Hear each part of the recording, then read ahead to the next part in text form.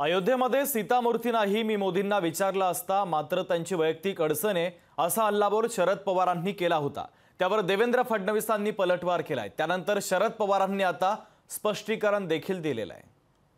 माहिती नाही, मला प्रश्न विचारला एका सभेमध्ये, मला प्रश्न विचारला की रामाची मूर्ती बसवली ही चांगली आहे पण सीतेची का नाही बसवली।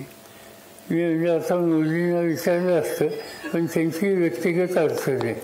आमचे पवार साहेब म्हणाले की राम मंदिरावर महिला नाराज आहे कारण तिथे सीतेची मूर्ती नाही आहे।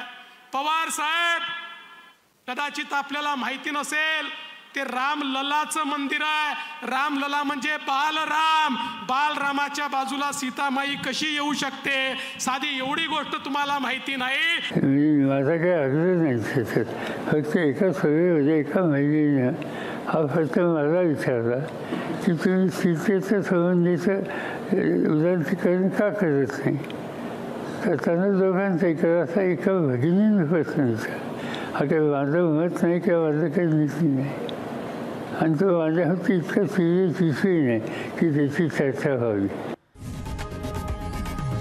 लोकशाही मराठी ऐका, पहा, जागरूक रहा।